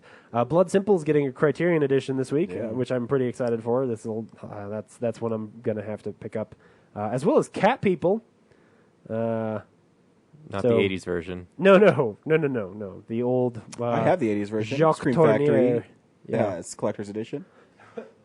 The complete third season of The Originals, which is some show that's on TV. Twin Peaks, which includes Firewalk with Me, the whole series, and Firewalk with Me is getting a Blu-ray release. I never got the appeal of that show. So I tried watching it back in college because like it was one of the big influences for Lost, and my folks really liked it when it was on TV.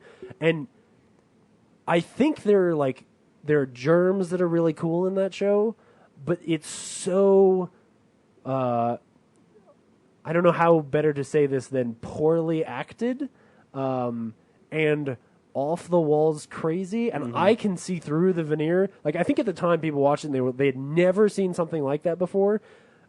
Now knowing David Lynch, I watched that show and I'm like, there were no fucking answers. Like, this is what everyone thought that Lost was, where it's like, no, he's just crazy and he's making a crazy thing where nothing's gonna actually that's turn how I feel out. about all David Lynch stuff. Except for The Straight Story, which is a great movie.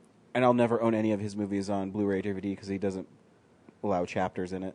Fuck him. That's insane. You have to watch the whole thing through. Like, you can't just skip to a middle part? Right, yeah. No, Even on the Criterions? There's no chapters. Yeah, no, on the Criterions. I read a whole article about Mulholland Drive on Criterion, and they said there's no chapters in it, much like, I don't know what else he has on Criterion. Yeah. So if you hit forward, it just goes right back to the menu? Yep. Yeah, That's awful. He's a complete asshole. Yeah. Yeah. Yeah. Oh no! Shoot! I had to break to go to the bathroom, and I missed 2 seconds, and I want to. Oh, I mean, you can rewind. Is there like a pause defense mechanism? So like you can't You take a can't break? even pause it. He's just an absolute Luddite. That's all it is. And he makes shit films, and I wish his shit films would start making money so I could call him a hack, because that's what he is.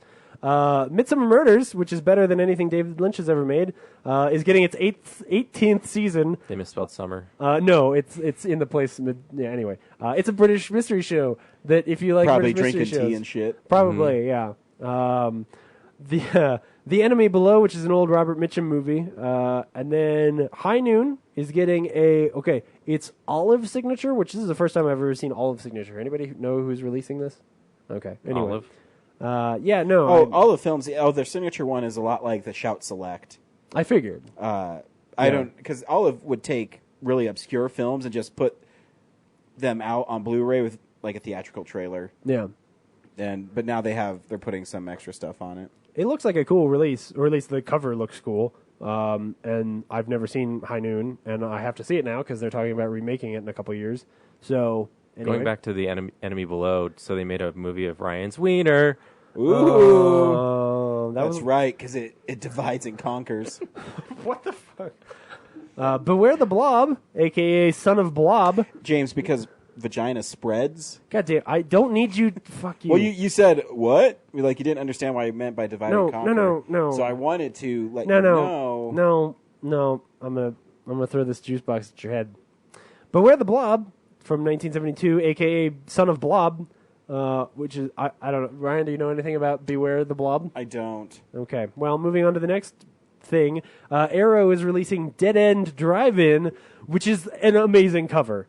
Holy shit! Did you see this, Ryan? I'm trying to make a drive-in movie. I should watch this. It's a neon. Okay. Oh, sweet! Right? Look at that. It's crazy neon everywhere. There's a dude with a car and it's an old car. Just go look up the cover for Dead End Drive-In because it's one of the most amazing covers that I've seen in a while. So that's pretty great. What is this movie about? Is this a movie where like some creepy undead person? Does it matter when it has like neon on it? Sounds like you go in and then you die. One of Quentin Tarantino's favorite directors, Brian Trenchard Smith, was a key figure in the Ozploitation movement, responsible for The Man from Hong Kong, Stunt Rock, Turkey Shoot, BMX Bandits, and dystopian cult classic Dead End Drive-In. Australian exploitation films. Yeah. Oh, God, right. Ozploitation, yep. Ozploitation. Okay, makes sense.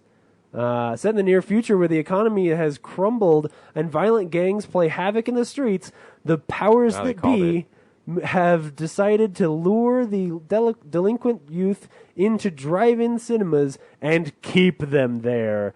No longer just a place to watch trashy movies and make out, these outdoor picture shows have become concentration camps for the unruly and unwanted. So literally, it's a dystopia that only takes place in drive-ins where all of the teens have been locked up forever. That's crazy and worth checking out. And then there's a movie called The Rift that I only clicked on because I think this cover is also really cool. Ray Wise is in it. That's cool. Yeah. So it's some dudes underwater, and they've got some harpoon guns, and then and there's monsters and undead things everywhere, and in the background, an unborn fetus floating in like some kind of weird bubble. As they're known to do. Yeah, just floating there, hanging out. I think it's inside of a crazy alien thing. I think there's a crazy alien thing underwater that's going to give birth to some kind of hybrid alien-human thing, and these guys with underwater harpoon guns have got to swim down. The tagline is, "The danger below is now the danger within." So that's weird. Anyway, that is what's coming out on Blu-ray this week. Right on. This week on Real Nerds Podcast, we saw Blair Witch. Brad, should people see Blair Witch? I don't know. It's the best way I can describe it. It's just like a better made version of the original, set in modern times. And at the end of the day, I was like, I saw it. So, and we'll get into it later. But a lot of like the scares are jump scares, which I know is frustrating. Yeah, I'm kind of actually when I was watching it, I was actually thinking the same thing as you. It's basically the Blair Witch Project with a bigger budget, better acting, and better direction, better effects. Better effects. My biggest problem with all found footage films is they follow the same pattern, the same beats, the same scares, the same everything, and that's why it's really disheartening when I read, because I follow a lot of horror movie film websites, and I think it was bloodydisgusting.com said, "Oh, this is a game changer." Not really. It's exactly the same. It's exactly the same as every other found footage film I've seen most of the time. Yeah. I shouldn't say all of them because Cloverfield is unique. But Cloverfield also does a lot of the same mistakes that the other ones do. It's exactly. It's a different genre, and so it feels fresh. Exactly. But I will say, if you're a fan of found footage movies, it's maybe one of the better ones. Because, like I said, the acting's better, the effects are better, the direction's better. And that's not a knock on Dan Myrick or anything. It's just they had more money and they had... Oh, yeah. Dan Myrick just produced it. Like, yeah, he Adam produced Wingard. this one. I'm talking about the original. Ryan means the original. It's not a knock on Dan Myrick for the original. Yeah, because, they had more money and... Right, like they had $16 and they had a camera in the woods. Exactly. Yeah. So here's a trailer for Blair Witch. What is that? The guy who uploaded this video said it was from a tape he found in the Black Hills woods.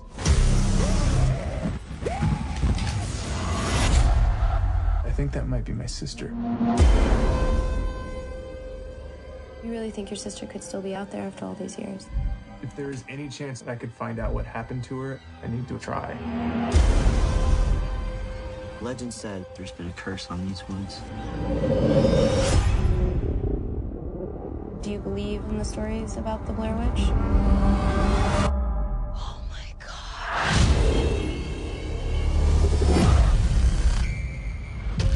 This looks familiar.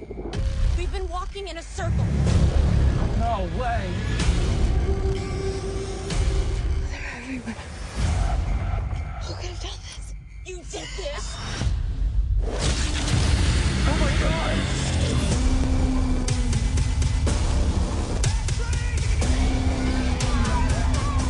This way, come on!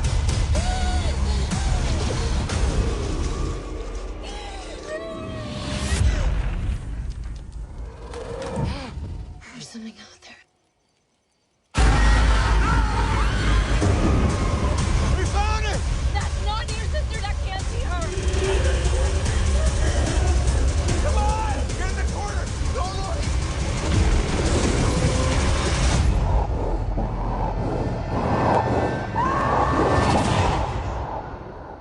I'm so sorry.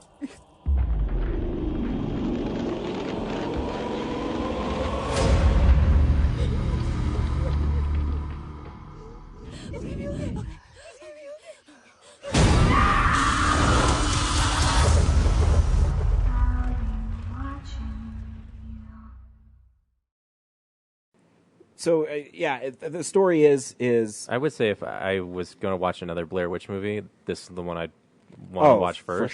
For sure. Like I said, the story is the... It is a sequel, right? Yeah, it's a direct sequel, because the girl in it who's like, so sorry. I'm sorry for Heather. Her brother, Snot Nose. Yeah, he received a video, or someone uploaded a video online of alleged from the Blair Witch house. They found a tape, and in a reflection in a mirror, he says, "That's my sister," and so he's going back out there to see that she's out there. So in this universe, 12 years ago or whatever, 20 years ago, his sister disappears in the woods. Yeah. And he finds a crazy tape, and he That's thinks... posted online. Right, and he's like, I'm going to go out to the place where she disappeared because I think I'm going to find her just hanging out. They're gonna track down the people who posted the video Oh, okay. to find out if they can lead them to where they found it. Yeah, because the whole idea is those people disappeared, and then there was a search and rescue for the people that disappeared. They didn't find the house. They didn't find anything. They just found the tape. Does he take a machine gun and an exorcist with him? No. I don't like this kid. The guy is a paramedic, which would think would come in handy. I mean, it's... Sure. Oh, the way you said that was really loaded. Yeah, it never really comes up. Yeah. Because they make a big deal of it at the beginning. The way they shoot him, it has like this paramedic thing next to a ambulance. I didn't even notice that. I mean, again, the people acting in it, I think, are really good. But I was into leading up to it because it seemed like the cast was like a good ensemble, but right away they do the gadget inventory. Mm-hmm. And are there Bluetooth video camera headsets out there that have GPS in them? Bluetooth video camera headsets. Just imagine like a regular Bluetooth headset that you see any asshole in a line talking to themselves. But it's got like a camera on the side. It doesn't have a camera. It's just the same headset, but it's like a tiny, almost lens. invisible lens. No, that's insane. But there are headset cameras. Yes. Yeah. This is getting. I mean, people And know they we bring a already drone. do spoilers. My idea for that is that they don't want to put an actual date onto it, even though they say it's been 20 years, because part of the because the movie's not really 20 years old, so they're almost setting this in the future. It's weird. So, a big spoiler for the film is it's like some sort of time loop is the woods they're in, because the people that they find to take them out there that found the tape. So you're saying that the Blair Witch Forest is actually like a time hole, like a Time triangle, hole, yeah, where like a Bermuda Triangle, like a Bermuda Yeah, Triangle, where exactly. when you go in there, you just are stuck forever. Exactly. That's okay. All right. That's cool. a cool element that It's the the upside guy I was down. talking to, who was watching the movie next to me, that's an element from the second movie. Is it really? I've never seen the second one. Yeah. So I was like, oh, that's a cool original idea. He's like, no, Okay. that was an idea for the second movie, which I saw on TV. Really, part of. I've never seen it. I couldn't tell you what it was about. Yeah, I didn't see the second one. It's 'cause not saw the something I first one. remember, jumping halfway Yeah, into so it. I mean, it's an interesting premise. I mean, so they go there. But the other cool part, is that not only is there a time hole, but if you get separated from a group and you go off on your own, time passes differently. So at one point, characters that get kicked out find their way back, and they feel like they've been gone for months. Yeah, 6 days I think was the original one. Yeah, whereas the people you've been following, it's only been a day. Yeah. So, okay, is this actually the plot of the movie, or are we getting mired in weird side story things that are more interesting than the real movie? No, so it's the plot of the film. I mean, Okay, it's that all they're right. stuck. So that's cool. Yeah, they're stuck. I mean, there's ideas in this, but again, my biggest problem is the execution of found footage movies. Is I get 45 minutes of setup with characters. Yeah. And then I'm going to get beat and beat and beat of I never got scared because part of it's my fault. I've seen so many horror films, but I know when jump scares are going to happen. Yeah. And then They even mock themselves in it at one point. Yeah. The girls, a lot of people have gone out to chase this one person who's gotten lost, and then the one girl's there by herself, and then people, even though they're calling out hey, call out back to us, people just start jumping back into camp. She's like, stop doing that. Yeah. So, I mean, there's some silly thing. And there's some, I think the most effective scene in the whole film is, so they go out there and they meet these two locals that found the tape. When they go out there, they stay the night and they wake up and they find that Blair Witch stick design thing. You know what I'm talking about? Yeah. It's hanging all over the place. It's hanging all over the place. So when they're leaving, they find out that those locals set them up and they're the ones who built the sticks. And that's what makes them separate. So they kick the locals out, and the locals go away, and then our main characters, they go in a circle and they're back at their campsite, and so they stay the night again, and when they wake up in the middle of the night, I think the first time they wake up, it's daylight, but it's like 2 in the p.m. afternoon, yeah. And they didn't feel like they slept that long. And then the second time is they wake up, it's dark, but it's 7 a.m. Yeah, so it's 7 a.m., and so they go out, and then all the stick figures are back, and then the people they kicked out, the Talia and Liam, right? Is that their names? I think so. Who cares? Yeah. So anyways, they Doesn't come matter. back, and they say, we've been gone for 6 days, and it's only been a day for us. Like, sure, yeah. So we're with the main characters. It's been a day for them. It's been 6 days for the people they kicked out of the Blair Witch Triangle. So there's multiple pockets inside the Blair Witch Triangle. Sure. And so, but all the stick figures are back. Right. So the one girl stays, and is it the same stick figures? No, they look a little more ratty, I guess. Okay, like these are the notice. real, like the Blair, the Blair real Witch Blair put these Witch together. ones. Yeah, whatever. So I mean, they looked like the original ones. Yes, but they're just sticks tied yeah. together. So the boyfriend runs away because he doesn't want to be stuck there, and does he escape? So I'll get to him. So Okay. So the one girl one of our main characters grabs one of the stick figures and breaks it in half, and it breaks his girlfriend in half. Is that cool? I mean, that's cool Okay. because that's shocking to me. Because that sounds cool. It was frustrating though, because like you didn't see it very well, so I was just constantly like someone put a camera on it. I want to know what happened. And Like that, it looked like again- she just fell over, and but then again, they do a close up at the that's- end. That's a problem with found footage. Yeah. And my biggest problem too with found footage is like, are you seeing this really quick? Yeah, Are and then you the tents seeing start this? flying up into Yeah. the air, and I'm like, are those people getting Yeah. thrown up? And then later, like, there's a close up of the broken tent. Like, oh, okay, it was tents because I thought someone got lifted. 'Cause Yeah. they were screaming and freaking out. And again, because like I said, everything in found footage has such a beat to it, where, like I said, the first 45 minutes we get to know the characters. You're going to like some of them. You're not going to like some of the other ones, and then something slowly is going to happen, and they always do that low like.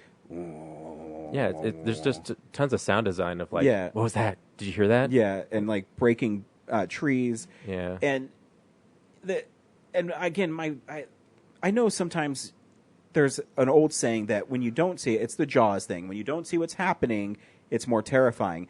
It is if it's done well, like Jaws. But found footage are made for cheap, and they're trying to. It's just relentless. Well, like there's yeah. just a whole bunch of like you don't see it for so long. Yeah, exactly. That's what I mean. So it just gets aggravating. Well, I think there is something different there where it's like, in Jaws, it's a shark.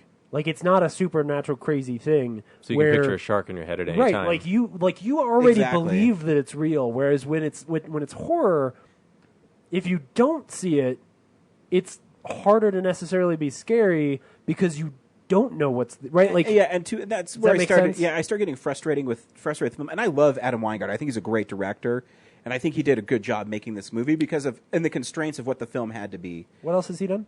He did You're You're Next. Next, The Guest. Right. Yeah, that guy. Um, Okay.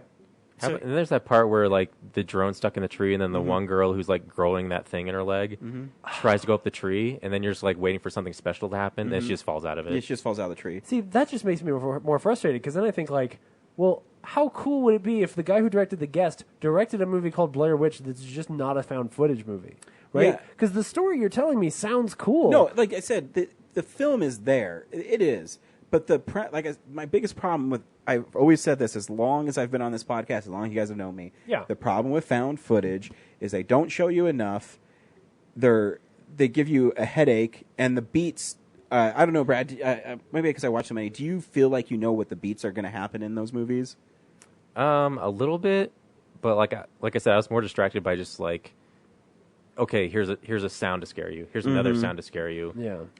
And then when it finally, there's no furthering of the story. It like it's just more like, here's this other random thing to pay attention to. yeah, and I Like I want to more. I want to know more about the mythos, which is when you finally get to the house. Like it gets interesting again. Yes, and I agree 100%. So they get to the house. Yes, they find the house, and I think there's this. The one guy. So their friends have been killed, and the brother says, "This is why we came here. I need to know if my sister's here." We came here so all my friends could die. Even though all this terrible shit's been happening to him, like he's still like, I'm gonna go investigate more danger. So that, he's not there to get over his heroin addiction or for some really great character motivation or because an evil corporation is using pheromones to control his memory. He's there. That would be Cabin in the Woods. So yeah. He's there for this dumb motivation, Exactly. and so by the time he's at the end, you probably don't actually give a shit about him. You don't, and so. But the thing is that Adam Wingard, he's a good director, so the ending's set up really well. Yeah. So he goes in there and he thinks he's seeing his sister like run around, and I'm like, okay, this is starting to get interesting again. But in my head too, because I've seen so many of these films, like, oh, I got like 10 minutes before this movie's over. But anyway, so right before like something crazy happens, the camera drops to the floor and maybe like drags a little bit, and then it goes to credits. Which, by the way, the last few shots, my server came by to collect my check, and I totally missed like the last shot. Oh, did you? But So I'm guessing it wasn't that special. No. So he goes into the house and he's following his sister, and it's shot well. I mean, because The house is creepy. The house is creepy because I Sure. understand you trying to build tension through this, and you don't want to give away too much. You're giving little slivers of, oh, is that Heather? Is that Heather? Is that Heather? So is this the house where they found the tape, or is this the house where the Blair Witch like lives or whatever? Yeah, because you've seen the original, right? Yeah, but it's been 10 So years. it's the house where at the end where the dude looks in the corner. Oh, right. Okay. So they find that house. So Which, he's going. Sorry, I was at the Q&A. The director was praising the production designer. They took photographs of that because that house is gone in real life. They leveled it, and their production designer didn't use photographs from the original movie. They found photographs from people who in that town went to that house. Sure. And they actually like scanned the photographs to get the texture of the rocks and everything Oh, that's to cool. recreate the house for this movie. Oh, that's cool. Yeah. Yeah. So he goes in there and he's following his sister. Then something happens to him. It goes back out. What I did like about what Adam Wingard did is he did cut between people's cameras. So Sure. he would show people something happening here, then he'd go back to, oh, nothing's happening here. He'd go back to something bad happening to someone, oh, nothing's happening here. So it broke it up a little bit. Anyways, it goes back out to his girlfriend, and she's out there, and she does this like quick turn, and you see like the Blair Witch like for like a split second. That was cool. And it's cool. Because they also, early on in the movie, like the locals describe what the tale is, like, and what she's supposed to look like. Yeah. And you think you're probably not going to see it ever. Yeah, exactly. So Is she like a monster, or is she like an old witch lady? I mean, she's like a giant like I witch. guess we're spoiling it. The Yeah. legend is like she's this maybe pedophile who was like capturing kids in town, and when the locals found out, they instead of just killing her or burning her, they stuck her to a tree and then put rocks in her arms, so it, like drug her bones, like stretched her out. Weird. And so she's like this long, lanky, so creepy. the design of the creature is this long, lanky, like naked woman. Okay. With that looks scary. Sure. You get a quick view of it. Okay, I'm like, okay, I'm back on board. Sure. She goes in the house because she sees the Blair Witch, and she runs around and she runs into Liam again, and he's now like years have passed, and one of the guys who they kicked out, like he's suddenly in that house. Oh, okay. And yeah, years have passed. Not the other guy, not her boyfriend, because you're probably not following the names. Yeah. Oh, okay. So now we've jumped into the future. No, we're in the present. We're in the but present. Other characters but are in the future. there is a quick little. I don't know if you caught it. The camera. So the girl runs by the mirror, and it's the shot that the dude thought was his sister is actually his camera. She's not even really his girlfriend, but like his friend that's a girl. Yeah. His girlfriend running past the mirror. So the footage that they uploaded on the internet was them. Sure. Because they're caught in that time loop. Sure. Okay. So cool. I mean, great. So cool things, and then you get little glimpses of the Blair Witch following them, and you get an idea that it's actually a massive monster, and it's cool. But again, so she finds, I think his name's Joe. She finds Joe in the attic, and well, first Liam pushes her into the basement, oh, and that's then right. she has to That's crawl right. through That's that. right. That's right. Which was pretty intense. Yeah, I mean, like she gets stuck in this tunnel under the house, and it gets tighter and tighter. Like a crawl space or something. In the camera, Yeah. she keeps pushing it, keeps rolling further along, and then I was like, "Oh my god! Like this would be great if it just like went nowhere and she was stuck there." But she actually finds a way out, kills Liam, and then she goes to the attic. Yeah, that's right. I forgot about that part. Yeah, I mean, there's elements in this film that are really well done. It's just, again, I've said it 100 times today, is I have problems with found footage. Yeah. Because then it ends like every fucking found footage film that's ever been ever disappointing. existed. So she gets up to the attic and Joe's there again. But the Blair Witch is following her, so the lead up to it's cool because the camera's going behind her and you just see like these arms going like chasing her up the stairs. That's cool. Yeah. And when she gets up there, Joe says, "Don't look at her because if you look at her, that's when she's going to kill you." And so that's like from a the Tyrannosaurus Rex. Yeah. So they look in the corner, and they're just sitting there, and then the Blair Witch starts doing like messing with their heads, and that's what I hate. So Joe's like, "Heather, is that really you? Really, dude?" And of Come course on. he looks back. So he looks back, and he's snatched, and like blood flies everywhere. Supposedly, I don't know. You don't really. And you're see watching it. from Heather's point of view, so you don't like she doesn't look back. Right. Yeah. So she doesn't look back, and so there's then again it comes. Then it gets good again because she's using the camera's viewfinder to back up, so she doesn't have to look at the Blair Witch, but she can see where she goes With so her she can eyes, but she can look with the camera. Exactly, so she can get out of the room, and it's this really scary moment. The actress is doing a wonderful job, and then you hear that Joe guy say, "Hey, help me!" And she's like, "What?" And she turns around, and the fucking camera drops on the ground. And then it points at her, and she gets dragged away by her legs. Yep, there you go. There's the ending. I of hate Blair that Witch. shot. That's what I mean. They had. It's so hard to just crouch down and close your eyes. Yeah. Right. And then feel your way out. Yeah, I don't know. Well, So- but apparently it wouldn't matter. The kind of cool thing is it wouldn't matter because if she got out into the woods, she's going to be stuck in the time It doesn't matter warp. because they're stuck there. Yeah. I mean, because they're cursed. Once my interpretation is they cross the creek. Once you cross the creek, you're stuck.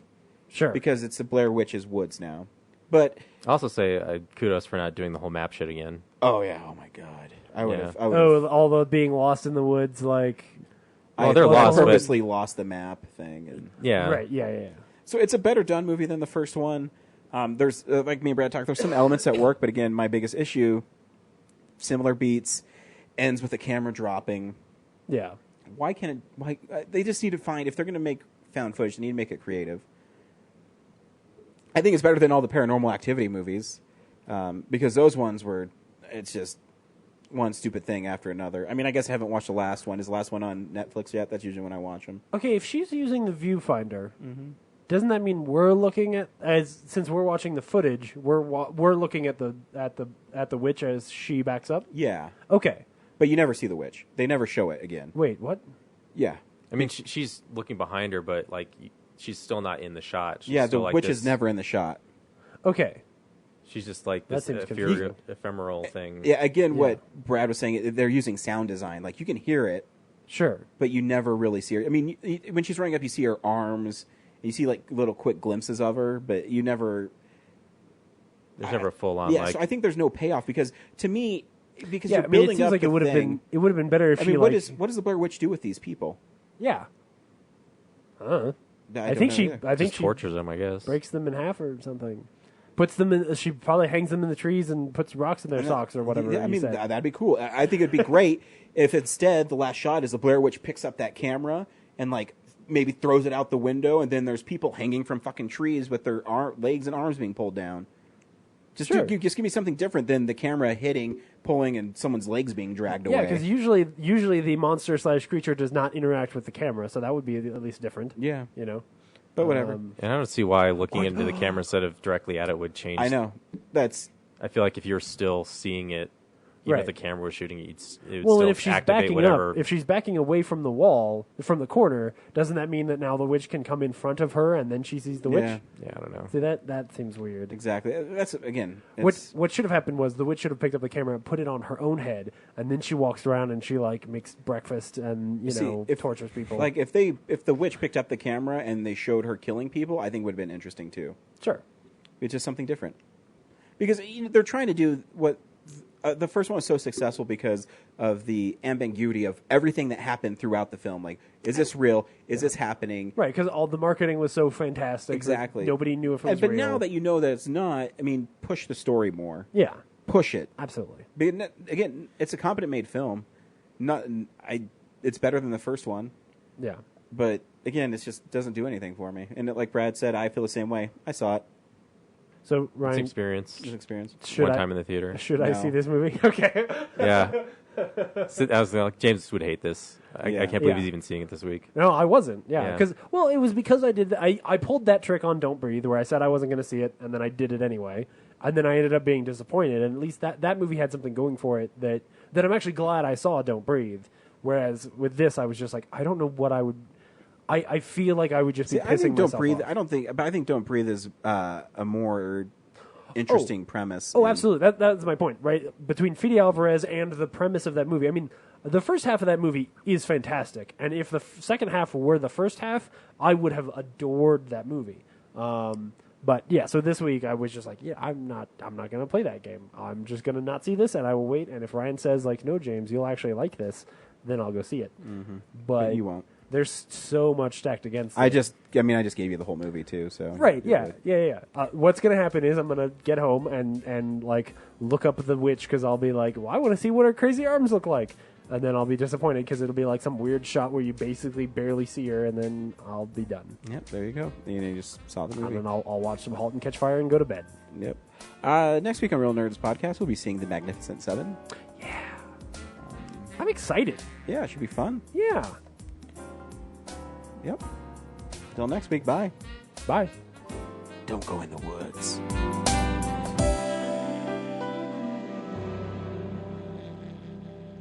Real Nerds is a Nebulous Visions multimedia production. We would also like to thank Sparks Mandrill for our music. Additional music from Ben Sounds. Thank you to Alamo Drafthouse. Thank you to Colorado Coins, Cards, and Comics. And thank you for listening to the Real Nerds Podcast.